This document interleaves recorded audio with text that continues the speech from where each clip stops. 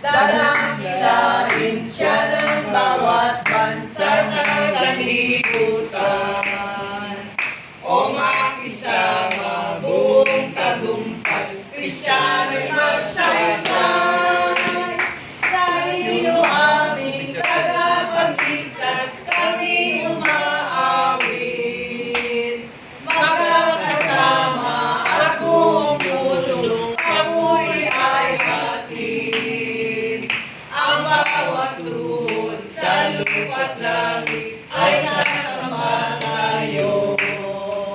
Ang iyong ngalan ay matagumpay at di magbabago.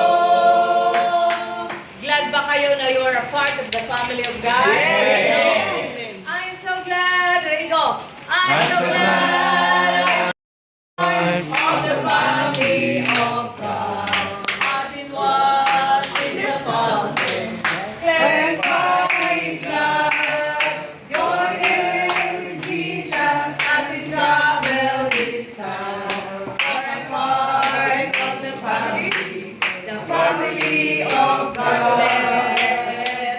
I'm so glad I'm a part of the family of God. I've been washed in the fountain, cleansed by His blood. Join hands with Jesus as we travel this time. For I'm part of the family of God. I love this family of God. I love this family of God.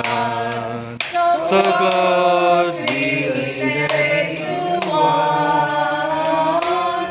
They've taken me into their hearts, and I'm so glad to be a part of this great family. I love this family of God. So closely related to one. They've taken me into their hearts, and I'm so glad to be a part of this great family. I'm adopted by the Lord. I'm abiding in His word. I was once a child of Satan, but now a new creation. I'm adopted by the Lord. God is my Father, Jesus is my Savior, the blessed Holy Spirit is my guide. I'm now a new creation, that there is no relation. I'm in the blessed family of God. I'm adopted by the Lord. I'm abiding in His word. I was once a child of Satan, but I'm now a new creation. I'm adopted by the Lord. God is my Father, Jesus is my Savior, the blessed Holy Spirit is my guide. I'm now a new creation, the devil's no relation. I'm in the blessed family of God. Let's pray. Hallelujah.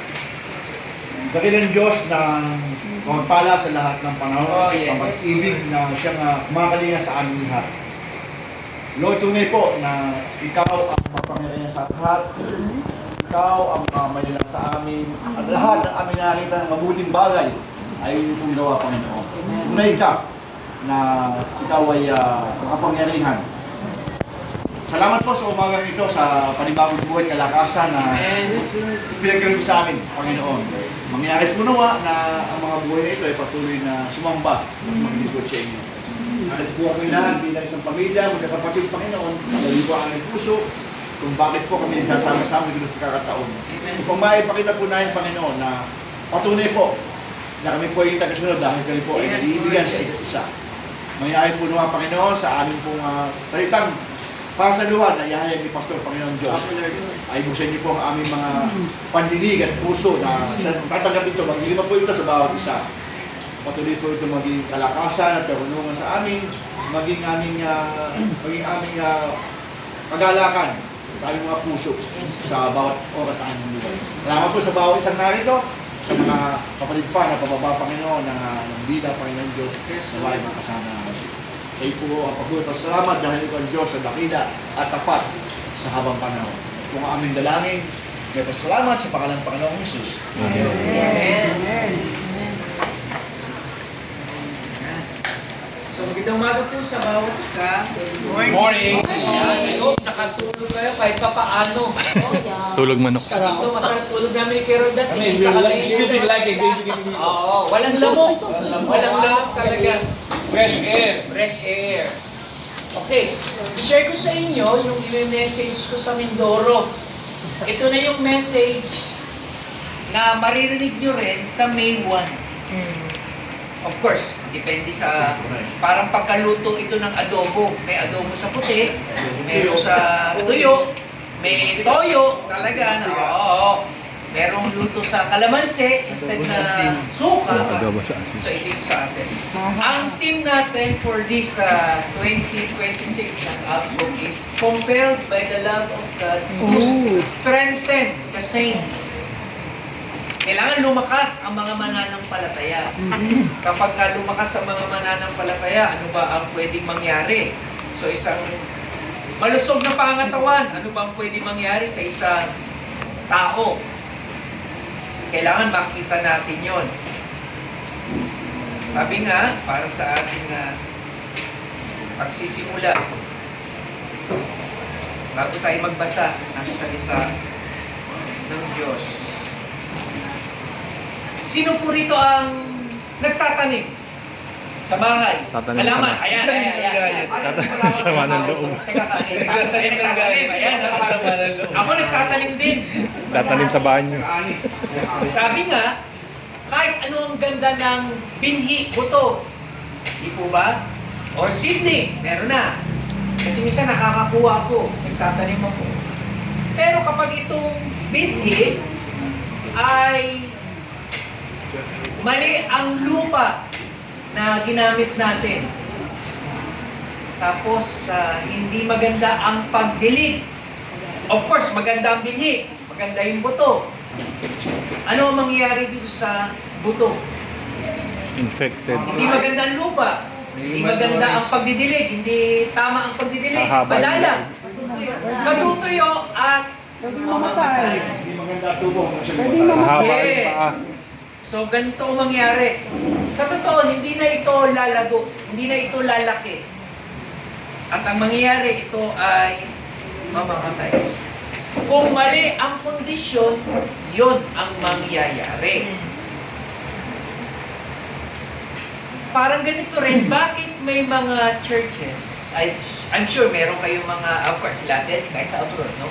Marami to, laganap na ito. Bakit may mga churches na may mabibilis talagang lumago? Habang iba naman ay hindi umuusad. Okay? Ano kaya ang dahilan? Hindi lamang ito tungkol sa dami ng tao, kundi sa kalagayan ng puso at pagsunod sa Diyos ng mga Kristiyano. Kaya niyo pong basahin ko itong Gawa, chapter 16. Ito yung pinakamagiging teksto natin. Ito natin kukunin. From verse 1 to 5. Gawa, Acts chapter 16, verse 1 to 5. So basahin ko po no, sa Tagalog. Nagpunta rin si Pablo sa Derbe at Lystra. At may isang alagad doon na ang pangalay Timoteo, anak ng isang mananampalatayang Hudya at ng isang Grego. Verse 2, pinatunayan ng mga kapatid sa Lystra at sa Iconio na mabuting tao si Timoteo. Verse 3, ibig isama ni Pablo si Timoteo, kaya tinuli niya ito sapagkat alam ng lahat na Hudyo sa lungsod na iyon na Grego ang kanyang ama. Verse 4, sa bawat lungsod na kanilang dinalaw ay pinaalam nila sa mga kapatid ang pasya ng mga apostol at matatanda sa Jerusalem at iniutos na sundin iyon. Verse 5, kaya tumibay sa pananampalataya ang mga kaanib ng bawat iglesia at dumami ang bilang ng mga alagad araw-araw. Ito ang salita ng Diyos. Pagpalain tayo sa pagkabasa natin ng kanyang salita. Sa binasa natin, maliwanag, ang paglago ng church ay bunga ng pagsunod, pagkakaisa, at pagpapatibay sa pananampalataya. Ito lang, wala nang iba. Pagsunod, pagkakaisa, at pagpapatibay sa pananampalataya. So, tignan po natin, ano? Kapag ang bawat miyembro, bawat Kristiyano, mananampalataya, ay masunurin, marunong makibagay para sa Ebanghelyo, at nagtuturo ng tamang aral, ang iglesia ay lumalago at tumitiba. Yun lang. Tignan po natin. Ang pamagat ito, lumalago ang iglesia, of course, compelled by the love of God to strengthen the saints. Ang iglesia, tignan natin, tatlo, no? Ay lumalago kapag may tamang tao, tamang puso, at tamang turo. So, madali tandaan, ano?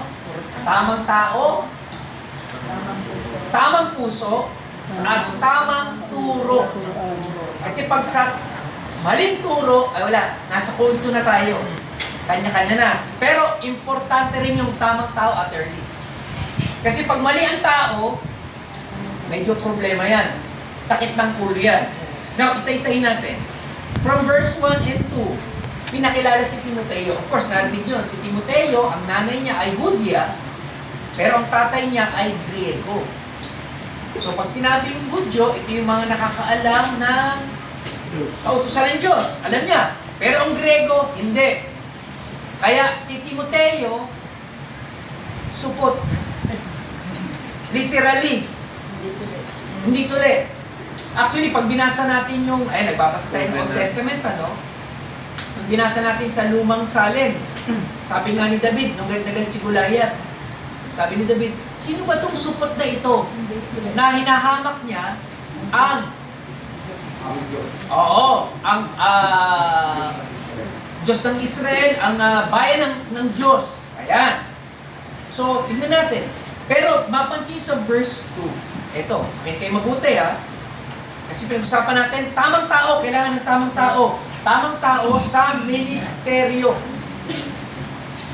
Si Timoteo ay may magandang reputasyon. Tignan natin yung verse 2. Tignan niyo po yung verse 2. Pinatunayan ng mga kapatid sa Listra at Iconio na mabuting tao si Timoteo. Hindi si Timoteo ang sabi, ako mabuting tao ko. Kahit sino pwedeng sabihin yan. Pero kailangan sabihin din yan ng ibang tao. Pag sinabi ng ibang tao, therefore, mabuting tao talaga si Timoteo. Pero kung nanay lang ang nagsasabi, okay, maniwala. Diba? Bias. Hindi, ba't ko sinasabi? Of course, nanonood po tayo ng mga balita. Ang dami na sa balita, mga krimen, mga adik na huli. Pag sinabi nanay, hindi mo mabait itong anak ko. Pero yung anak, tagtag ng tato, payat na payat. Mabuting tao, pwede pong anak yan. May nagreklamo po, naggulo-gulo kami. Ano ba ang totoo? But si Timoteo, ulitin ko, no? Ito,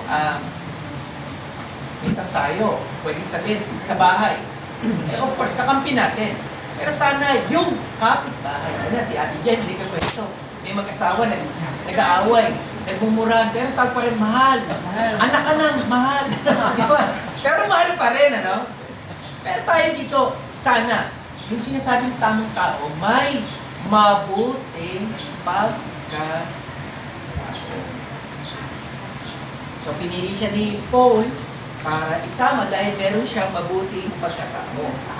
Mahalaga ang character o ang ating testimony, lalo na sa paglilingkod, hindi lang sa kakayahan.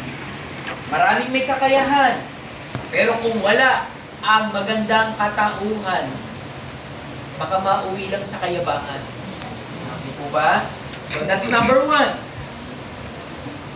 Number 2, tamang puso sa ministeryo.